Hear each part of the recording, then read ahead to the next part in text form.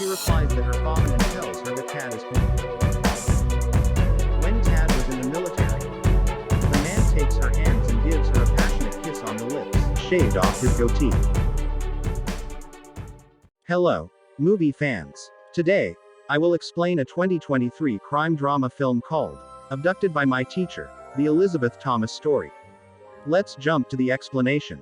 An improper connection between a teenager and a teacher, based on real events, ends when she finds he isn't the protector she had anticipated. Elizabeth Thomas, a worried adolescent, packs her stuff into a backpack and stores it in her bedroom. She gives her younger sister, Lily, a bear hug after that and tells her she loves her. The youngster instructs her elder sister, Dawn, to contact the police if she isn't home by 9 p.m. before leaving the house. The first time Beth spoke with the guidance counselor was 6 months ago when she started at a new school.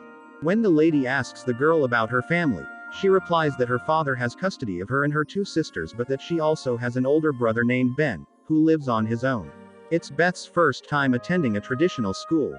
According to Beth, their mother homeschooled them. A fellow student criticizes her family and knocks her harshly during lunch. Dawn informs Beth later that day that their father won't be home until later, and so she begins preparing dinner. She gets in touch with her brother Ben and asks him to come over and fix the kitchen light as it isn't working. To the teenager's annoyance, he replies that he must go since he must go to work. Beth later cuts her finger while chopping vegetables, so she bandages it with a towel. The new student is introduced to the class the next day by Tad Cummins, the health science instructor. The instructor mentions that he, too, had trouble adjusting when he first started teaching since even teachers have cliques after observing Beth eating her meal in the corridor at lunch. Tad takes Beth to the cafeteria and encourages her to join a group of students who eat lunch in his classroom. Beth, along with Tim, Brandy, and Rachel, questions her family's survivalist beliefs. They continue eating silently. After school, Tad offers to drive Beth home, showing her a picture of his grandchildren and noticing a wound on her finger.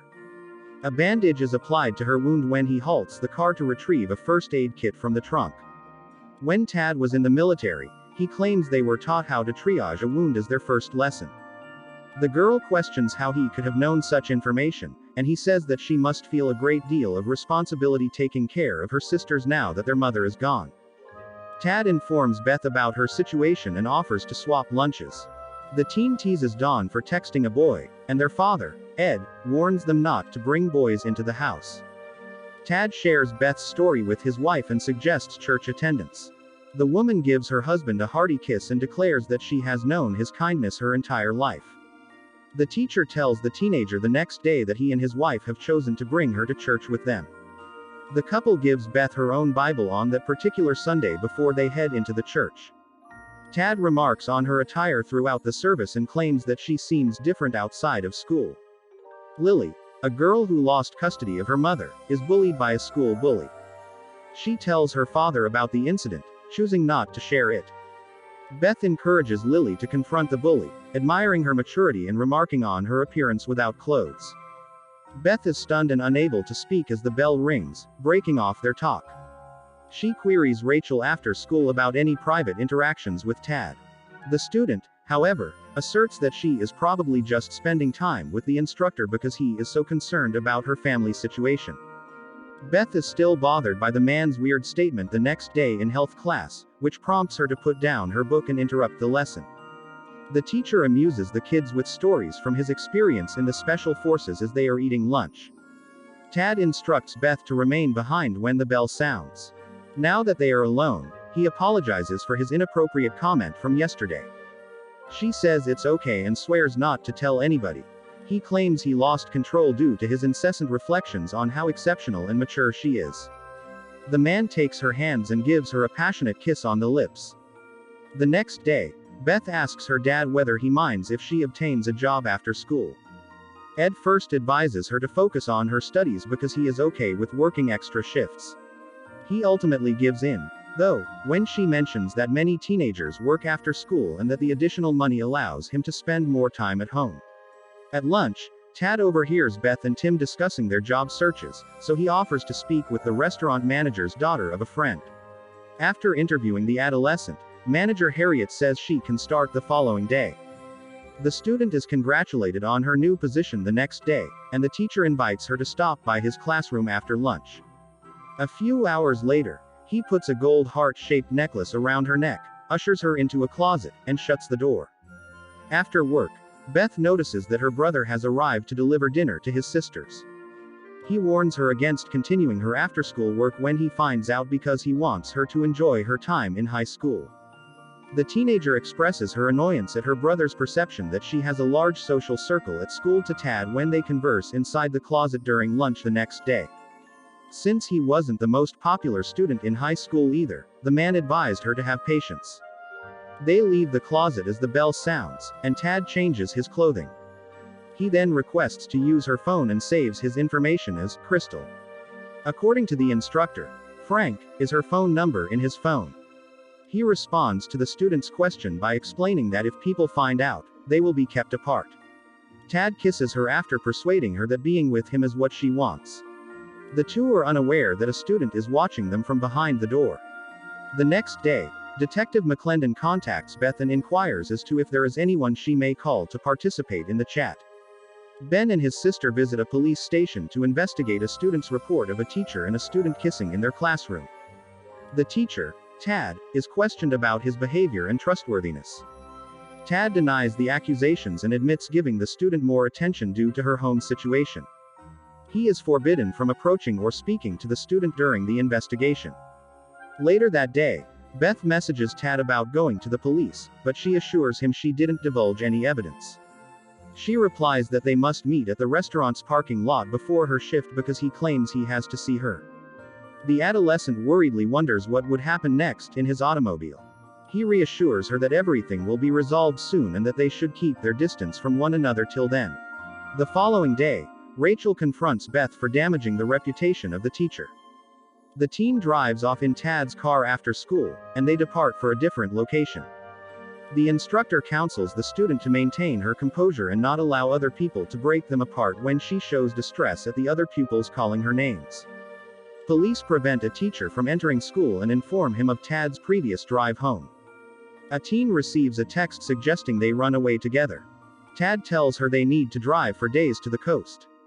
She's apprehensive about their plan, but Tad loves her and threatens to end his life if she doesn't join him.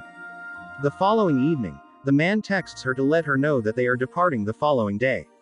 Tad threatens to harm her sisters if Beth doesn't comply since she claims she can't leave her family. Due to his suspension and the allegations she has been hearing about him in the community, a furious Connie gives her husband quiet treatment over dinner. He begs to switch automobiles, lying that he is traveling to a job interview the next day. The woman silently sets the automobile keys down on the table. The youngster instructs Dawn the following day to phone the police if she isn't home by 9 p.m. Tad messages her from the restaurant, saying he's outside in Connie's car.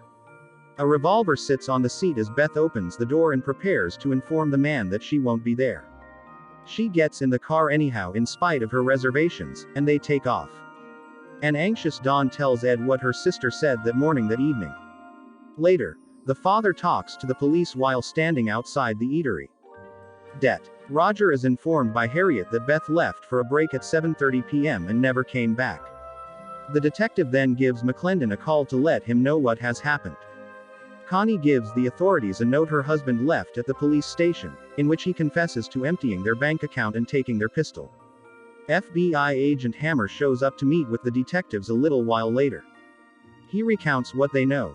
They have Tad's message, which suggests he is moving toward the northeast, and they are unable to locate their mobile phones. The instructor and the teen stop on a bridge in the meanwhile, and the teacher throws their phones into the river below. Days later, Tad gives Beth the order to take the license plates off another vehicle so they may use it to avoid being discovered. The man pays cash as they check into a motel that night. The teenager enters the room, dons his new spectacles, and reveals to her that he has shaved off his goatee.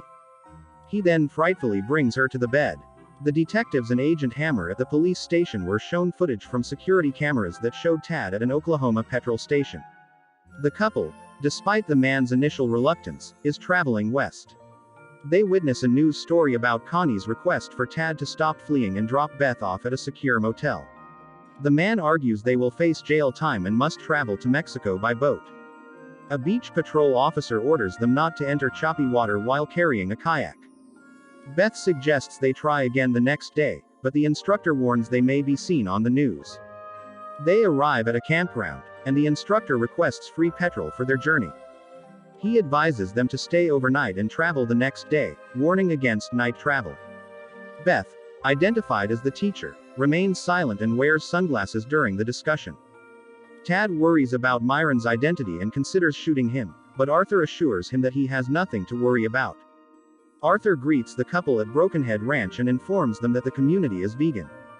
After a fortnight and a half, the commune leader confronts the teacher for not doing their fair share of duties. A woman warns Beth that abuse doesn't just mean physical violence. Tad informs her they're leaving Brokenhead Ranch. They arrive at the campground office and are directed to a tiny cottage. Beth, a young woman, is surrounded by the FBI after being manipulated by her instructor, Myron. The FBI orders her to leave with him, and the FBI surrounds her. The family welcomes Beth back home, and Ben borrows self-help books to help her. A reporter discusses Myron's role in informing the police about Beth and Tad's location. Ben orders the news team to leave the home. He gives Beth self-help books and advises her to speak with a therapist. The therapist explains that the instructor used manipulation to make her believe he was the only person who cared about her. After several months, the adolescent returns to work with Ben, attending treatment 4 times a week. A woman confronts the youngster, accusing her of the Cummins divorce and family breakdown. Then, she claims there is an internet discussion forum where former and present high school students from their school continue to debate the matter. After work, Beth accesses the internet and reads the degrading remarks from individuals who accuse her of being a temptress who ruined the life of an innocent teacher. Ben brings her into the living room all of a sudden and tells her that Tad is confessing. The prosecutor in charge of the case, Sally, meets with them the next day. She informs Beth that a victim impact statement may assist lengthen the teacher's sentence. The teen next approaches Mrs. Peters, the church organist, to inquire about joining the choir. Beth is instructed to show up for the upcoming practice by the woman, who claims that Tad's image as a respectable person deceived her and the majority of the town's residents. Rachel and her date confront a teenager at a donut shop, and Gina sees Beth tossing a drink into the car. Ben suggests Beth make a victim impact statement to share her story and talk to Tad in depth. Beth testifies during the trial and eventually talks truthfully about her fear and loneliness. She claims Tad should serve 38 years in prison, 1 year for each day he kept her from her family, to make up for his actions. Having lost, the criminal can only bury his face in his hands. Tad Cummins was given a sentence of 20 years in prison on January 16, 2019. Elizabeth was married the same year in June, eager to start a new chapter in her life. Some people continue to hold the adolescent responsible for the conduct of the 52-year-old guy, though. If you like this, please subscribe to our channel, and thanks for watching.